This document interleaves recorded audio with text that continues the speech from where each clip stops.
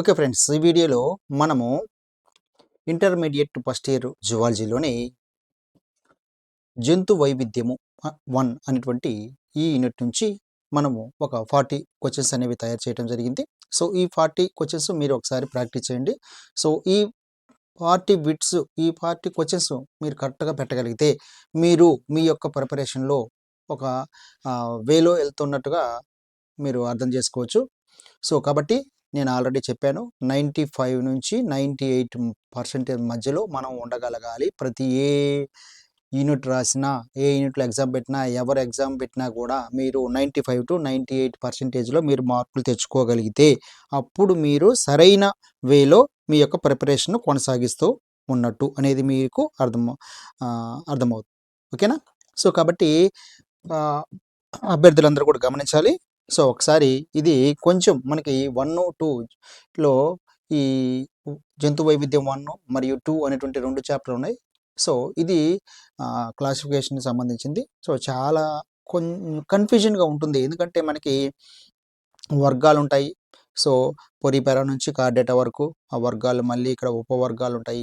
అదేవిధంగా ఉపవర్గాలతో పాటు విభాగాలు ఉంటాయి. సో వాటిలో ఒక్కొక్క రకాలైనటువంటి లక్షణాలు కలిగినటువంటి జీవులు ఉంటాయి. సో వాటికి ఎగ్జాంపుల్స్ ఉంటాయి. సో అలాంటప్పుడు ఇక్కడ మనకి క్వశ్చన్ అడిగినప్పుడు చాలా కన్ఫ్యూజన్గా ఉండేదానికి అవకాశం అనేది ఉంటుంది. సో కాబట్టి ఈ యూనిట్ని కానీ మీరు థరోగా ఒక గ్రిప్పులోకి తెచ్చుకోగలిగితే మిగతా చాప్టర్స్ అన్నీ కూడా ఈజీగానే ఉంటాయి. ఓకేనా? అందుకనే నేను థంబ్‌నెయిల్ అదే పెట్టాను. సో మీరు కానీ ఈ 40 బిట్స్‌కి సంబంధించి 40 కానీ తెచ్చుకోగలిగితే మీకు సరైన వేలో, మంచి వేలో మీరు సక్రమైన మార్గంలో మీ యొక్క ప్రిపరేషన్ అనేది కొనసాగిస్తూ ఉన్నట్టు అనేది అర్థం చేసుకోండి. Okay, right. సో ఇదే విధంగా మనకి స్కూల్ అసిస్టెంట్ బయాలజికల్ సైన్స్కి సంబంధించి ఆంధ్రప్రదేశ్లో కావచ్చు, తెలంగాణ వారికి కావచ్చు, మనకి ఇంటర్మీడియట్ లెవెల్లో కూడా క్వశ్చన్స్ అనేవి తయారు చేసి మనకి కోర్స్ అనేది అందుబాటులో ఉంది. సో అభ్యర్థులందరూ కూడా ఒకసారి చెక్ చేయండి, మీకు చాలా ఉపయోగకరంగా ఉంటుంది. రైట్. సో ఇవన్నీ కూడా ఆల్రెడీ నేను ఈ యూనిట్కి సంబంధించి ఒక 50 బిట్స్ ఆల్రెడీ నేను అప్లోడ్ చేస్తున్నాను. సో మళ్ళీ ఇంకొక 40 బిట్స్ అనేవి తయారు చేశాను. ఇంకా ఈ చాప్టర్ నుంచి మెంబర్ ఆఫ్ బిట్స్ చాలా ఎక్కువ బిట్స్ వచ్చేదానికి అవకాశం ఉంది. ప్రతి లైన్ టు లైన్ బిట్స్ మనకి తయారు చేసుకొని చదువుకోవచ్చు. ఓకేనా? సో కాబట్టి జస్ట్ నేను ఒక ర్యాండమ్గా ఆ లెసన్ మొత్తం కూడా ర్యాండమ్గా ఒకే చోట కాకుండా, ఒకే లైన్ టు లైన్ కాకుండా ర్యాండమ్గా తీసుకొని ఒక 40 బిట్స్ తయారు చేసి ఇవ్వటం జరిగింది.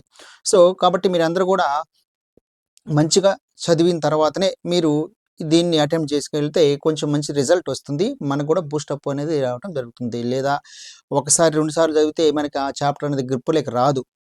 సో 4-5-6 టైమ్స్ కానీ మనం ఆ చాప్టర్ వరకు మనం చదివిన తర్వాత మనం ఈ బిట్లు కానీ పెట్టగలిగితే మీకు మంచి మార్కులు వచ్చేదానికి అవకాశం అనేది ఉంటుంది. సో మీకు కూడా దాన్ని బేస్ చేసుకొని వచ్చేదాన్ని మార్కులు బేస్ చేసుకొని నెక్స్ట్ యూనిట్ కూడా మీకు చదివేదానికి ఎక్కువగా మీకు బూస్టప్ అనేదిగా ఉంటుంది. సో అభ్యర్థులను గమనించండి, బాగా చదివిన తర్వాత వెళ్ళండి. సో ఎవరైనా మార్కులు తక్కువ వచ్చినాయంటే బాధపడద్దు. సో నేను ఇన్ని సంవత్సరాలు చదివాను, నాకేం రావట్లేదు, ఇది చాలా కష్టంగా ఉంది, సో అనేటువంటి బాధ అవసరం లేదు. ఎందుకంటే మనకి రేపు లేకపోతే నెక్స్ట్ మంత్లోనే ఎగ్జామ్ లేదు. సో ఇప్పుడే మనం మన యొక్క సత్తా, మన యొక్క స్టేజ్, మనం ఏ స్టేజ్లో ఉన్నామనేది మనం ఇప్పుడు ఇటువంటి వీడియోస్, ఇటువంటి బిట్స్ చేస్తే మనకు అర్థమవుతుంది. అంతేగాని మనం ఇంటి దగ్గర కూర్చొని మనం చదువుకుంటూ ఉన్నట్లయితే ఎగ్జామ్స్ రాయకుండా దానివల్ల ఉపయోగం ఉండదు. సో మనము నలుగురిలో ఎగ్జామ్ రాసినప్పుడు మన పరిస్థితి ఏంటి అనేది మనకు తెలియాలి. అలా తెలియాలంటే యాప్ ఉంది మనకి. యాప్లో బిట్స్ ఉన్నాయి, వీడియోస్ ఉన్నాయి, వాటిని పర్చేజ్ చేసుకోండి. సో మీకు అక్కడ మీ యొక్క ర్యాంక్ కూడా వస్తుంది. ఫస్ట్ ర్యాంక్లో ఎంతమంది ఉన్నారు, సెకండ్ ర్యాంక్లో మీరు ఒకసారి ఎగ్జామ్ రాసిన తర్వాత మీకు తెలుస్తుంది. Right. Okay. So first question చూడండి. ఇది అపరిపక్వ పిల్ల రూపం ప్రౌఢజీవిని అన్ని విధాల పోలి ఉంటుంది. ఏంటి? జెమ్యూల్స్, జువినైల్, మిరాసిడియం, గుడ్ల తిత్తి. సో మరి నిన్న వీడియోలో చూసాం కదా, అలానే మీరు ఒక బుక్ కానీ లేకపోతే ఒక పెన్ను, పేపర్ తీసుకొని నెంబర్స్ వేసుకోవటం. నెంబర్ పక్కనే మీరు ఏం చేస్తారంటే ఈ విధంగా ఆన్సర్ రాసేసుకోండి. ఆన్సర్ రాసేసుకున్న తర్వాత చివరిన మనకి 40 బిట్స్ కంప్లీట్ అయిన తర్వాత మీకు ఆన్సర్ చెక్ చేసుకోండి. నేను ఆన్సర్ కూడా ఇస్తాను. ఓకే. ఆన్సర్ కూడా మీకు చూపిస్తాను. ఆన్సర్ ప్రకారం మీరు చెక్ చేసుకోండి. 40 బిట్స్‌కి ఎన్ని వచ్చాయనేది మీరు సెల్ఫ్ అసెస్మెంట్ చేసుకొని, మీకు మీరే ఎంత స్టేజ్‌లో ఏ స్టేజ్‌లో ఉన్నారు అనేది మీరు అర్థం చేసుకోగలరు. రైట్. సో, నేను మీకు పోస్ట్ పెట్టాను. సో, ఆన్‌లైన్‌లో మీకు కండక్ట్ చేస్తా అని. సో, మాకు ఇక్కడ చాలా రిమోట్ విలేజ్‌లో ఉన్నాను స్కూల్ దగ్గర. సో, అందువల్ల నేను ఇక్కడ మాకు నెట్వర్క్ సరిగ్గా ఉండదు. సో, దానివల్ల మనకి బఫరింగ్ ఎక్కువగా అవుతుంటది. సో, ట్రై చేశాను. అందువల్ల లేట్ అయింది. సో, మరి బఫరింగ్ అయితే మధ్యలో మనకి అభ్యర్థులందరూ కూడా కొంచెం డిస్టర్బెన్స్‌గా ఉంటుందనే ఉద్దేశంతోటి ఈ వీడియోని మీకేం చేస్తాను ఆఫ్‌లైన్‌లోనే మీకు మామూలుగానే రికార్డ్ చేసి అప్‌లోడ్ చేయటం జరుగుతుంది. సో, గమనించగలరు. సో, నెక్స్ట్ రెండో బిట్టు. ఈ క్రింది వాటిని అర్ధ సకశేరుకాలు అంటారండి. హెమికార్డిటా, కార్డిటా, చేపలు, సరీసృపాలు. సో, నేను ఫాస్ట్‌గా వెళ్ళిపోతాను. సో, మీరు కావాలంటే వీడియో పాజ్ చేయండి. వీడియో పాజ్ చేసుకున్న తర్వాత ఆ క్వెషన్‌కి ఆన్సర్ పెట్టండి. సో, మాక్సిమం 1 మినిట్ లోపు ఆన్సరు కరెక్ట్‌గా గుర్తించడానికి ప్రయత్నం చేయండి. ఎందుకంటే మనము ఇక్కడ ప్రాక్టీస్ చేసేదాన్ని బట్టే రేపు ఎగ్జామ్‌లో కూడా మనకి స్పీడ్‌నెస్ అనేది పెరుగుతుంది. సో, నేను ఎగ్జామ్ రాసేటప్పుడు 2018 డీఎస్సీలో ఎగ్జామ్ రాసేటప్పుడు నాకు మొత్తం కూడా అయిపోయిన తర్వాత లాస్ట్ ఒక హాఫ్ అన్ అవర్ నాకు టైం మిగిలిపోయింది. ఈ హాఫ్ అన్ అవర్‌లో 1 బిట్ మాత్రమే ఉంది. ఒకే బిట్ ఉంది. దీనికి హాఫ్ అన్ అవర్ టైం ఉంది నాకు. సో, అంటే నేనెందుకంత స్పీడ్‌గా పెట్టానంటే, ముందు నేను ప్రాక్టీస్ చేసేటప్పుడు, సో, చదివేటప్పుడు గానీ, లేక ప్రాక్టీస్ బిట్స్ చేసేటప్పుడు అప్పుడు నేను 2008 డీఎస్సీ రాసేటప్పుడు ఇటువంటి ఆన్‌లైన్‌లో ఏం లేవు. సో, అప్పుడు అక్కడ ఏవో బుక్స్ కొన్ని ఉండేయి. ఆ బుక్స్ మాత్రం తీసుకొని ఆ మోడల్ పేపర్‌లని చేసేవాడిని టైం పెట్టుకొని. సో, ఏ ఎగ్జామ్ రాసినా కూడా నేను last 1 hour to half an hour వరకు నాకు ఎగ్జామ్ అనేది టైం మిగిలేటట్టుగా ఎగ్జామ్ నేను ప్రాక్టీస్ చేసేవాడిని. సో, అందువల్ల నాకు ఫైనల్ ఎగ్జామ్‌లో ఏమైందంటే హాఫ్ అన్ అవర్ మిగిలిపోయింది. మొత్తం బిట్లన్నీ పెట్టిన తర్వాత ఒకే ఒక బిట్. మీరు నమ్ముతారో లేదో గాని తెలీదు గానీ, నేను వాస్తవంగా చెప్తున్నాను. సో, హ్మ్, హాఫ్ అన్ అవర్ టైం నాకు మిగిలిపోయి హాఫ్ అన్ అవర్ చూసుకుంటే మళ్ళీ ఒకసారి పేపర్ చూసుకుంటే ఓఎంఆర్ షీటు ఒక బిట్ మాత్రం మిగిలుంది. ఆ ఒక్క బిట్‌ని హాఫ్ అన్ అవర్ ఆలోచించి పెట్టడం జరిగింది. సో, అదే విధంగా మీకు ఇలానే టైం మిగలాలి అంటే ఇక్కడ రాసేటువంటి ఎగ్జామ్స్ ఏవైతే ఉన్నాయో మొత్తం పూర్తిగా టైం మొత్తం రాయకుండా ఒక హాఫ్ అన్ అవర్ ముందుగానే మీరు ఎగ్జామ్ రాసేటట్టుగా మీరు ప్లాన్ చేసుకున్నట్టయితే ఇటువంటి ఎగ్జామ్స్ ఫైనల్‌లో మనకు ఖచ్చితంగా టైం అనేది సేవ్ అవుతుంది. రైట్. సో, నెక్స్ట్ మనకి ఈ వర్గంలో బెలనో గ్లాసెస్ జీవులను ఉంచారు. కార్డేటా, హెమికార్డేటా, ఉభయచరాలు, పక్షులు. సో, నెక్స్ట్ మనకి పొరిపెర. సో, నెక్స్ట్ ఫోర్త్ వన్ వచ్చరికి పొరిపెర వర్గంలో సైకాన్ ఈ విభాగానికి చెందినది. డెమోస్పాంజియా, ఎగ్జాక్టినెలిడా, కాల్కేరియా, హైడ్రోజువా. సో, నెక్స్ట్ మనకి ఫిఫ్త్ బిట్ అండి. జీవ పరిణామంలో ఒక అందశాఖగా ఈ వర్గాన్ని పరిగణించటం జరుగుతుంది. ఏ వర్గం? కార్డేటా, పొరిఫెరా, ఉభయచరాలు, హెమికార్డేటా. చూడటానికి చాలా ఈజీగా కనిపిస్తుంది బిట్టు. ఒకే లైన్‌లో వచ్చింది కాబట్టి మనం ఈజీ అనుకుంటాము. కానీ దాని డెప్త్ ఎవరికి తెలుస్తుందంటే బాగా చదివిన వాళ్ళకి మాత్రమే తెలుస్తుంది. ఆ చాప్టర్ మీద బాగా గ్రిప్ వచ్చిన వాళ్ళకి మాత్రమే అది ఎంత డీప్‌గా క్వెషన్ అడిగాడు అనేది మాత్రమే తెలుస్తుంది. ఓకేనా? సో, 1, 2 సార్లు చదివినంత మాత్రాన దానిలో డీప్‌నెస్ అనేది మనకి తెలీదు. సో, కాబట్టి ఒక లైన్‌లో వచ్చింది ఈజీగా ఉంటదని మనం అనుకోకూడదు. రైట్. నెక్స్ట్ వీటి యొక్క అస్థిపంజరంలో షట్కిరణ ఆకారంలో లేని సిలికాన్ కంటకాలుంటాయి. సిలికాన్ కంటకాలుంటాయి. Calcarea, Demospongiae, Hexactinella, Cnidaria. కొంచెం జాగ్రత్తగా ఆలోచించండి. క్వెషన్ చదివేటప్పుడు మనం చాలా జాగ్రత్తగా చదువుకోవాలి. ఓకే. సో, నెక్స్ట్ మనకి డెడ్ మ్యాన్స్ ఫింగర్‌ను ఈ విభాగంలో ఉంచారు. Calcarea, Demospongiae, Hexactinellida, Anthozoa. So, next మనకి 8థ్ బిట్. ఈ జీవుల శరీరంలో స్పర్శకాలలో దంశ కణాలు ఉంటాయి.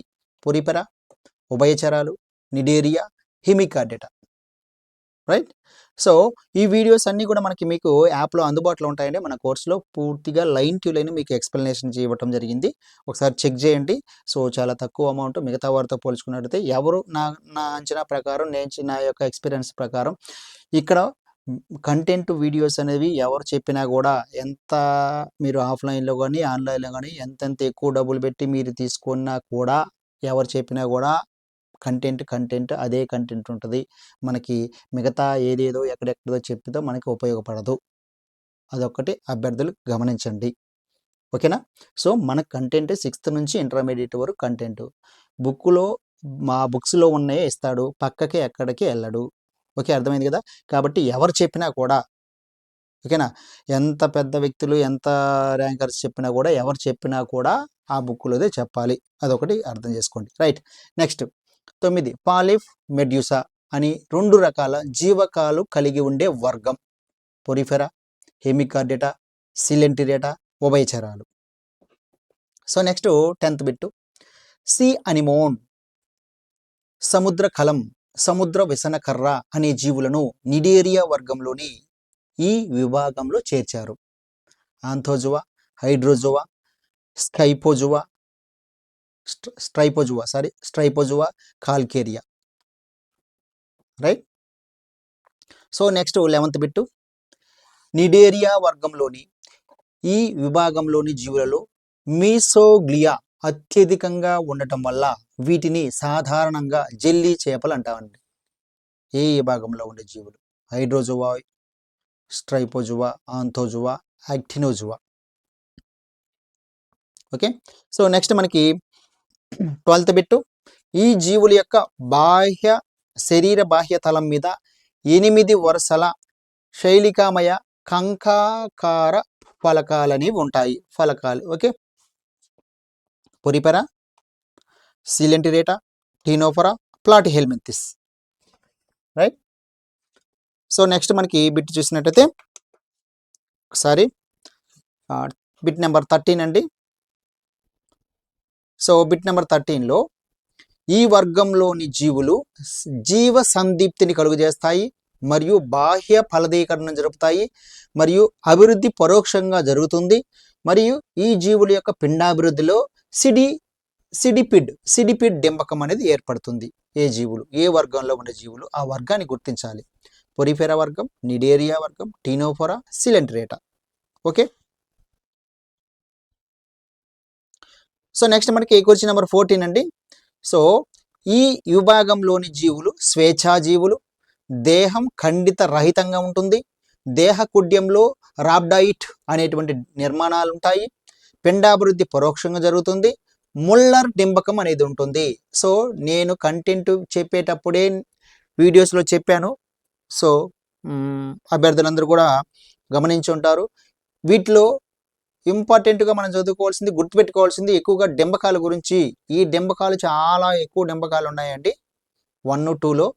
సో కాబట్టి డింబకాలను ఖచ్చితంగా ఏ వర్గంలోనిది, ఆ వర్గంలో ఏ విభాగంలోనిది ఈ డింబకం అనేది గుర్తుపెట్టుకోవాలి. రైట్. డింబకం మీద ఖచ్చితంగా క్వశ్చన్ అడిగేదానికి ఎక్కువ అవకాశం ఉంది ఈ 2 జంతు వైవిధ్యం 1, 2లో. నెక్స్ట్ దీంట్లో హైడ్రోజువా, టర్బల్లేరియా, ట్రైమటోడా, సెప్టోడా. ఓకే. సో నెక్స్ట్ మనకి ఈ క్రింది వర్గాన్ని నాళం గల జీవులని పిలుస్తారు. నెమటోడా, ప్లాటిహెల్మింథిస్ లేదా Platyhelminthes, Cnidaria, Ctenophora. Next question number 16 ఒకసారి మనం గమనించినట్టయితే చూడండి. 16లో ఈ వర్గంలోని జీవులలో ఆంపిడ్లు, పాస్మిడ్ లాంటి జ్ఞానాంగాలు ఉంటాయి మరియు విసర్జక వ్యవస్థలో రెనెటిక్ గ్రంథులు అనేవి ఉంటాయి. విసర్జక వ్యవస్థలో రెనెటిక్ గ్రంథులు, కుల్యలు అనేవి ఉంటాయి మరియు పిండాభివృద్ధి ప్రత్యక్షంగా కానీ పరోక్షంగా కానీ జరుగుతుంది. పిండాభివృద్ధి దశలో డింబక దశ ఉండి 4 నిర్మోచనాలు జరిపిన తర్వాత ప్రౌఢజీవిగా మారుతుంది. మరి ఈ వర్గంలో జీవుల్లో ఇటువంటి లక్షణాలు ఉంటాయి. పొరిపెరా, టీనోఫోరా, ప్లాటిహెల్మింథిస్, నిమాటిహెల్మింథిస్. ఓకే. సో నెక్స్ట్ మనకి క్వశ్చన్ నెంబర్ 17 అండి. యూటెలి అనగా చూడండి, ఒకసారి ప్రౌఢజీవిగా ఎదిగిన తర్వాత దేహ కణాల సంఖ్య స్థిరంగాను, కేంద్రకాల సంఖ్య అస్థిరంగాను ఉంటుంది. సో 2వ ఆప్షన్ చూడండి. ఇక్కడ ఒకసారి ప్రౌఢజీవిగా ఎదిగిన తర్వాత దేహ కణాల సంఖ్య స్థిరంగాను కేంద్రకాల సంఖ్య కూడా స్థిరంగా ఉంటుంది. సో మూడో ఆప్షన్, ఒకసారి ప్రౌఢజీవిగా ఎదిగిన తర్వాత దేహ కణాల సంఖ్య అస్థిరంగాను కేంద్రకాల సంఖ్య కూడా అస్థిరంగాను ఉంటుంది. నెక్స్ట్ మనకి ఒకసారి ప్రౌఢజీవిగా మారిన తర్వాత దేహ కణాల సంఖ్య మరియు కేంద్రకాల సంఖ్య కూడా అస్థిరంగా ఉంటాయి. ఓకే, రెండు కూడా స్థిరంగా ఉంటాయి. వీటిల్లో ఏది ఆన్సర్ మనం ఇక్కడ గుర్తుపెట్టాలి. సో నెక్స్ట్ మనకి క్వశ్చన్ నెంబర్ 18. యూటెలి అనే దృగ్విషయం ఈ వర్గంలో ఉన్న జీవుల్లో కనిపిస్తుంది. Nematoda, Echinodermata, Mollusca, Porifera. Right. So ఇదే మనకి ఎగ్జామ్ని మీకు యాప్లో టెస్ట్ సిరీస్లో కూడా మీకు యాడ్ చేస్తాను. సో అభ్యర్థులందరూ కూడా మీరు ఎవరైతే పర్చేజ్ చేస్తారో వాళ్ళు ఈ ఎగ్జామ్ని మీరు యాప్లో రాసుకోవచ్చు, అప్లోడ్ చేస్తాను. ప్లాటిహెల్మింథిస్ వర్గంలోని ఈ విభాగంలో జీవులు పార్శ్వపాదాలను కలిగి గమనం, శ్వాసక్రియలు ఉపయోగించుకుంటాయి మరియు బాహ్య ఫలదీకరణ జరుపుకుంటాయి. పిండాభివృద్ధిలో ట్రోకోఫోర్ డెంబకం అనేది ఉంటుంది. సో ఏంటి? ఓలిగోకీట, పాలీకీట, హైరుడీనియా, జాంతోకీట. సో నెక్స్ట్ మనకి క్వశ్చన్ నెంబర్ 20. సో ఇది విసర్జన క్రియ, ఇనుము, కాల్షియం నిల్వ, గాయం తగిలిన ప్రాంతాల్లోని రక్తనాళాల పునర్నిర్మాణంలో పాత్ర వహించవచ్చు. ఏంటి? క్లైటెల్లం, బోట్రాయిడల్ కణజాలం, పార్శ్వపాదాలు, జలస్థితిక అస్థిపంజరం. ఓకే. సో నెక్స్ట్ మనకి క్వశ్చన్ నెంబర్ 21. ఇకైనోడెర్మటాల వంశకర్త ఏంటి? గుర్తించాలి. ఏస్టిరియాస్, ఫెదర్స్టార్, డైఫ్లూరులా, కుకుమేరియా. ఓకే. సో నెక్స్ట్ మనకి క్వశ్చన్ నెంబర్ 22. ఈ వర్గంలోని జీవులలో బైపిన్నేరియా, బ్రాకియోలేరియా, ఓపియోప్లూటియస్, ఎకైనోప్లూటియస్ డింబకాలని ఉంటాయి. Mollusca, Echinodermata, Porifera, Cnidaria. Right. So next మనకి క్వశ్చన్ నెంబర్ 23. ఈ వర్గంలోని జీవులు స్పర్శకాలు, కళ్ళు, ఓస్ప్రేడియం అనేటువంటి జ్ఞానాంగాలను కలిగి ఉంటాయి మరియు ఈ జీవులు అండోత్పాదకాలు, పిండాభివృద్ధి పరోక్షంగా జరిగి వెలిజర్ డింబకాన్ని కలిగి ఉంటాయి. ఏ జీవులు? ఏ వర్గంలో ఉన్న జీవులు? ఎకైనోడెర్మటా, మొలస్కా, నిమాటిహెల్మింథిస్, ప్లాటిహెల్మింథిస్. సో నెక్స్ట్ మనకి క్వశ్చన్ నెంబర్ 24 అండి. సో క్వశ్చన్ నెంబర్ 24 ఒకసారి చూడండి. ఈ క్రింది వాటిలో ఆర్ద్రోపోడా వర్గపు జీవుల లక్షణం కానిది. ఏ. రేఖిత కండరాలు ఏర్పడటం. బి. జీవిత చరిత్రలో 1 నుంచి అనేక డెంబక దశలు ఏర్పడటం. గుడ్ల తిత్తి ఏర్పడటం. దేహాన్ని కప్పి కాల్కేరియస్ కర్పరం ఉండటం. వీటి దేహం కైటిన్ నిర్మిత బాహ్య అస్థిపంజరంతో కప్పి ఉంటుంది. సో వీటిల్లో ఆర్ద్రోపోడా వర్గపు జీవుల లక్షణాలు కాని వాటిని మనం గుర్తించాలి. ఇక్కడ ఆప్షన్ కూడా ఇచ్చాడు. First option A and C, B C and E, తర్వాత C and D, next fourth one వచ్చరికి ఏ అండ్ ఈ. సో ఈ విధంగా ఏదైతే మనకి ఇక్కడ ఆన్సర్ పెట్టాలి, కానివి అని గుర్తించమన్నాడు. సో నెక్స్ట్ మనకి దీని యొక్క అభివృద్ధిలో ట్రైలోబైట్ డెంబకం అనేది ఏర్పడుతుంది. దీంట్లో తేలు, దురదమైట్, మంచినీటి రొయ్య, లిములస్. ఓకే. సో అభ్యర్థులందరూ కూడా చూస్తున్న వారందరూ కూడా చిన్న రిక్వెస్ట్ అండి. సో వీడియోని లైక్ చేయండి సార్, తప్పకుండా. సో మేము మీకోసం ఇంత కష్టపడి వీడియోస్ అప్లోడ్ చేస్తూ ఉన్నాము. సో ఎక్కడి నుంచో మేము ఈ 40 బిట్స్ చేయాలంటే దాదాపు నాకు 2-3 అవర్స్ పడుతుంది. ఓకేనా. సో మీకోసం మరి ఫ్రీగా అప్లోడ్ చేస్తున్నాం కాబట్టి మీరు మాకు చేయాల్సిన హెల్ప్ ఏంటంటే వీడియోని లైక్ చేయటం, అదేవిధంగా షేర్ చేయండి. సో మిగతా వాళ్ళందరూ కూడా మీలాంటి వారు ఆంధ్రప్రదేశ్లోను అదేవిధంగా తెలంగాణ రాష్ట్రంలో రాసేటువంటి అభ్యర్థులందరూ కూడా యూస్ఫుల్గా ఉంటుంది, అందరికి కూడా అందుతుంది. అందరికి కూడా మీరు సహాయం చేసిన వాళ్ళు మాతో పాటు మీతో పాటు రాసేటువంటి వాళ్ళందరికీ కూడా సహాయం చేసిన వాళ్ళు అవుతారు. కాబట్టి మర్చిపోకుండా వీడియో చూసి వదిలేయకుండా లైక్ చేయండి. వీలు కుదిరితే మీ యొక్క సోషల్ మీడియాలో షేర్ చేయండి, అందరికి కూడా అందుతుంది. సో కొత్తగా చూస్తున్న తర్వాత వీడియోని మనకి ఛానల్ సబ్స్క్రైబ్ చేసుకోండి. సో అదేవిధంగా మనకి యాప్ కూడా అందుబాటులో ఉంది. సో యాప్ లింకు డిస్క్రిప్షన్లో ఇస్తాను. యాప్ను కూడా డౌన్లోడ్ చేసుకోండి. డౌన్లోడ్ చేసుకుంటే మీకు ఫ్రీగా వీడియోస్ ఉన్నాయి, ఎగ్జామ్స్ ఉన్నాయి. అవి రాసిన తర్వాత మీకు కావాల్సినటువంటి మీకు కోర్సులు అనేవి అందుబాటులో ఉంటాయి. సో ఏ కోర్సు కావాలంటే ఆ కోర్సు మీరు పర్చేజ్ చేసుకొని యూజ్ చేసుకోవచ్చు. సో చూడండి, ఇక్కడ క్వశ్చన్ నెంబర్ 26లో స్కాలోపెండ్రా, స్కూటిజెరా ఈ జీవులు ఆర్థోపడా వర్గంలోని ఈ విభాగానికి చెందినవి. కైలోఫడా, ట్రైలోబైటా, క్రస్టేషియా, ఎరక్నిడా. సో చూడండి, నెక్స్ట్ క్వశ్చన్ నెంబర్ 27 ఎన్ని వారాల తర్వాత వానపాములు ప్రతి గుడ్ల తిత్తి. చూడండి, ఎన్ని వారాల తర్వాత వానపాములు ప్రతి గుడ్ల తిత్తి సగటున ఎన్ని వానపాములను విడుదల చేస్తుంది. సో మనకి బిట్టు ఒకసారి అర్థం చేసుకునేదానికి ప్రయత్నం చేయండి. సో ఒక్కసారి చదివితే మనకు అర్థం కాకపోతే రెండోసారి మూడోసారి కూడా చదవాల్సిన అవసరం అనేది ఉంది. ఓకేనా? ఒకసారి చదువుతున్నా సార్ ఏంది బిట్టు ఎలా ఇచ్చాడు, తప్పిచ్చాడు అని కామెంట్ చేయటం కదండి. ఒకసారి, 2 సార్లు, 3 సార్లు కూడా చదవాల్సిన అవసరం అనేది ఒక్కోసారి ఏర్పడుతుంది మనం. సో ఒక్కసారే మనం చదివింది మనకు అర్థం కాక ఏదేదో పైన అర్థమైందని దానికి ఏదో ఆన్సర్ మనకు అర్థం కాకపోతే ఏదో ఆన్సర్ మనం గుర్తించినట్టు బిట్టు పోతుంది. కానీ 1కి 2 సార్లు 3 సార్లు చదివితే మనకు అర్థమవుతుంది. ఓకేనా? ఇలా ఈ బిట్టే కాదు, ఏదైనా సరే మీరు ఎగ్జామ్ రాసేటప్పుడు తొందరపడకూడదు మనం. ఓకేనా? తొందరపడి మనం బిట్టు కానీ తప్పుగా చదువుకోగలిగితే మనకు వచ్చింది కూడా బిట్టు మిస్ అవుతుంది. అలాంటి తప్పులు మన జీవితంలో ఎప్పుడు కూడా చేయకూడదు. అలా చేస్తే మనము ఎంతో నష్టపోయేదానికి అవకాశం అనేది ఉంది. సో జీవితంతో కూడుకున్నటువంటి మనము చేస్తున్నటువంటి సహవాసం కాబట్టి ఖచ్చితంగా అటువంటి చిన్న చిన్న తప్పులు చేయకుండా ఉంటేనే మనం ముందుకెళ్ళగలం. రైట్? ఏదో మనకి యూట్యూబ్లో ఏదో సినిమాలు కానీ పాటలు చూసినంత మాత్రాన అంత తేలిగ్గా తీసుకోకూడదు. సో జాగ్రత్తగా చూసుకోవాలి, జాగ్రత్తగా చదువుకోవాలి. సో ఎవరైతే జాగ్రత్తగా చదువుకుంటారో, ఎవరైతే దాన్ని ఓవర్ కాన్ఫిడెంట్ లేకుండా మనకి జాగ్రత్తగా చేసుకుంటారో వాళ్ళే మంచి మార్కులు వచ్చేసి జాబ్ పొందేదానికి అవకాశం అనేది ఉంటుంది. సో ఓవర్ కాన్ఫిడెన్స్ తగ్గించుకోండి. కాబట్టి జాగ్రత్తగా చదువుకోండి. సో ఎన్ని వారాల తర్వాత వానపాములు ప్రతి గుడ్ల తిత్తి వానపాములో ఉన్న ప్రతి గుడ్ల తిత్తి సగటున ఎన్ని వానపాములను విడుదల చేస్తుంది? 3 వారాలు 3 వానపాములు, 3 వారాలు 4 వానపాములు, సో 3 వారాలు 6 వానపాములు, సో 5 వారాలు 4 వానపాములు. సో ఈ విధంగా బిట్టిస్తాడా?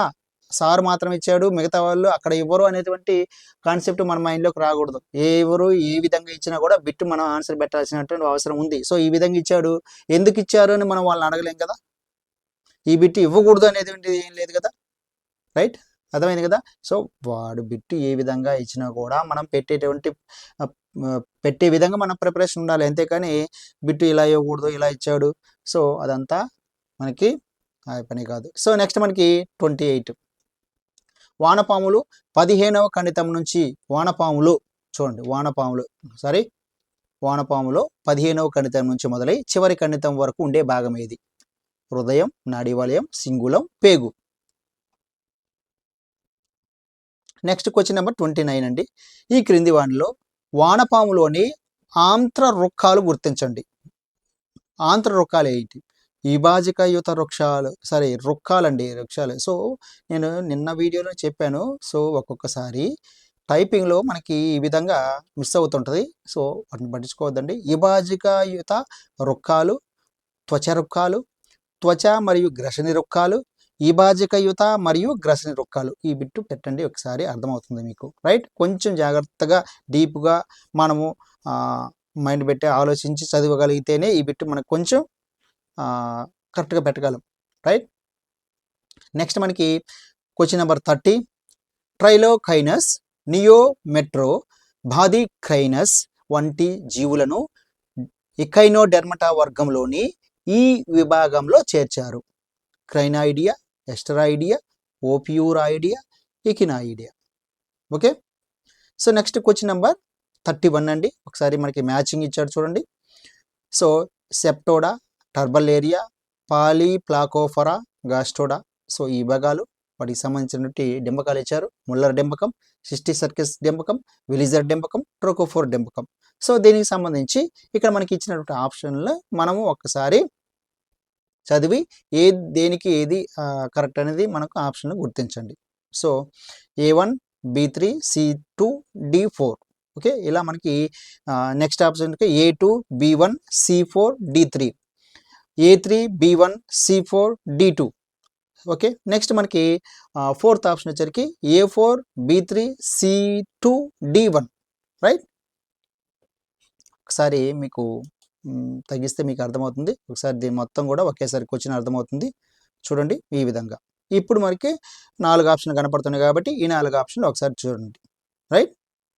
సో నెక్స్ట్ మనకి క్వశ్చన్ నెంబర్ 32 అండి. క్వశ్చన్ నెంబర్ 32లో చూడండి, ఈ జీవుల యొక్క జీవిత చరిత్రలో స్వేచ్ఛగా ఇది శైలికామయ ఫ్లానులా డెంబకం అనేది ఉంటుంది. ఫ్లానులా డెంబకం Porifera, Coelenterata, Ctenophora, Platyhelminthes. So next question number 33 అండి. ఒక్కసారి, సో ఈ వర్గంలోని జీవులలో నాడీ వ్యవస్థ మితంగా ఎదిగి మెదడు నాడీ దండాలను కలిగి నిచ్చెనలాగా ఉంటుంది. Porifera, Mollusca, Echinodermata, Platyhelminthes. So next question number 34. ఈ వర్గంలోని జీవులలో దేహాన్ని ఆవరించి పారదర్శకమైన దృఢమైన రక్షక కొల్లాజిన్ నిర్మిత అవభాషిని ఉండటం విశిష్ట లక్షణంగా కలిగి ఉంటాయి. ఏ వర్గంలో జీవులు? ప్లాటిహెల్మింథిస్, మొలస్కా, నిమాటిహెల్మింథిస్, ఎఖైనోడెర్మటా. సో నెక్స్ట్ మనకి చూడండి, నేను ఆల్రెడీ కంటెంట్ వీడియోలో చెప్పేటప్పుడు ఒక్కొక్క వర్గానికి సంబంధించి ఒక్కొక్క విభాగానికి సంబంధించి గ్రీకులో, లాటిన్లో మనకి అర్థాలు కూడా ఇచ్చాడండి. నేను అక్కడ అవి కూడా చూసుకోమని చెప్పాను. సో దాని నుంచే మనకి ఇక్కడ బిట్టిచ్చాడు. ఇక్కడ చూడండి, ఈ భాషలో ఓలిగోస్ అనగా కొద్ది అనే అర్థం, ఓలిగోస్ అనగా కొద్ది అని అర్థం. కానీ ఏ భాషలో? ఫ్రెంచ్, గ్రీక్, లాటిన్, ఆంగ్లం. సో ఈ విధంగా లాంగ్వేజ్ మీద కూడా బిట్ అడిగేదానికి అవకాశం ఉంది. సో నెక్స్ట్ క్వశ్చన్ నెంబర్ 36 అండి. క్వశ్చన్ నెంబర్ 36లో మనం ఒకసారి చూసినట్లయితే, వానపాములో కైటిన్ నిర్మిత శోకాలు ఈ ఖండితంలో ఉంటాయి. మొదటి మరియు చివరి ఖండితాలు మరియు కైటెల్లార్ ఖండితాల్లో, మొదటి మరియు చివరి ఖండితాలు మరియు కైటెల్లార్ ఖండితాలు తప్ప అన్ని ఖండితాల్లో, శరీరం మొత్తం ఖండితాల్లో. Okay, right. సో నెక్స్ట్ మనకి క్వశ్చన్ నెంబర్ 37. సో వానపాములు 4, 5, 6 ఖండితాల్లో ఉండే భాగాలు. వానపాములలో 4, 5, 6 ఖండితాల్లో ఉండే భాగాలు: రక్తనాళాలు, హృదయాలు, రక్త గ్రంథులు, పాయువు. Okay, right. సో నెక్స్ట్ మనకి క్వశ్చన్ నెంబర్ 38 ఒకసారి చూసినట్లయితే, ఆర్ద్రోపొడా వర్గంలోని ఈ విభాగంలోని జీవులను 1000 కాళ్ళ జీవులని పిలుస్తారు. ఏ విభాగం? Insecta, Diplopoda, Chilopoda, Crustacea. Right. So next question number 39. Cephalopoda విభాగంలోని ఈ జీవులలో పాదం రూపాంతరం చెంది నోటి చుట్టూ శోషకాలతో 10 భుజాలను కలిగి ఉంటాయి. ఆక్టోపస్, నాటిలస్, దయ్యపు చేపలు, Sepia, Loligo. Right. Next question number 40 అండి, లాస్ట్ బిట్టు. సో ఈ బిట్టు మీకు ముందు ఓపెన్ చేసే ముందుగా మీకు ఒక చిన్న రిక్వెస్ట్ అండి, ఒక్కసారి బిట్స్ ఎలా ఉన్నాయని ఒకసారి కామెంట్ చేయండి. మీకు బిట్స్ అనేవి ఎలా ఉన్నాయి, ఇంకా ఎక్కువ కావాలన్నా, సో ఇంకా డీప్గా అడగమంటారా? సో అలా మీరు మీ యొక్క ఒపీనియన్ మీరు నాకు తెలియజేస్తే నెక్స్ట్ వచ్చేటువంటి వీడియోలో, నెక్స్ట్ వచ్చేటువంటి టాపిక్లో నేను కొంచెం దీని మీద పెంచడం, డీప్గా పెంచడం కానీ, లేకపోతే ఎక్కువ చేయటం కానీ, లేకపోతే క్వశ్చన్ ఎక్కువగా ఇచ్చేసి ఆన్సర్లు మనకి ఇవ్వటం కానీ, సో ఆ విధంగా కొంచెం మీకు ఇంకా డీప్గా కావాలా వద్దా, లేకపోతే సరిపోతుందా అనేటువంటి దాన్ని మీకు కామెంట్ చేయండి, కామెంట్ రూపంలో తెలియజేయండి కింద. సో వరకు చూసేసి వెళ్ళిపోద్దండి, రైట్. ఆరిక్యులేరియా డెంబకం ఈ విభాగంలో ఉంటుంది. హోలోథూరాయిడియా, ఓపియూరాయిడియా, ఎస్టరాయిడియా, క్రైనాయిడియా. సో ఈ విధంగా. సో మనకి యాప్లో మీ అందరికి కూడా తెలుసు, అందరూ కూడా యాప్ డౌన్లోడ్ చేసుకున్నారు. చేసుకోకపోతే కొత్తగా డౌన్లోడ్ కానీ చేసుకోకపోతే కింద డిస్క్రిప్షన్లో లింక్ ఇచ్చామండి, ఒకసారి డౌన్లోడ్ చేసుకోండి, ఇబ్బంది ఏం లేదు. సో మీకు నచ్చితేనే తీసుకోండి. సో నేను మాత్రం ఇలానే ఇక్కడ మనకి ఒక డిసెంబర్ కదా, డిసెంబర్ 20 కల్లా మనకి కంటెంట్ అదేవిధంగా మెథడాలజీ కూడా కంప్లీట్ చేసుకుంటాం. నెక్స్ట్ వచ్చేటువంటి మొత్తం డిసెంబర్ 20 తర్వాత మనకి ప్రతిరోజు కూడా మనకి ఒక్కొక్క చాప్టర్లో ఈ విధంగా తీసుకొని ఒక్కొక్క చాప్టర్లో మనకి 6th నుంచి ఇంటర్మీడియట్ మెథడాలజీ మొత్తం కూడా బిట్స్ అనేవి అప్లోడ్ చేయడం జరుగుతుంది మన యొక్క యాప్లో. కాబట్టి అభ్యర్థులందరూ కూడా గమనించండి. సో ఉపయోగించుకోండి ఈ అవకాశాన్ని. Thank you for watching. So next వీడియోలో మళ్ళీ కలుసుకుందాం అండ్ ఆల్ ద బెస్ట్.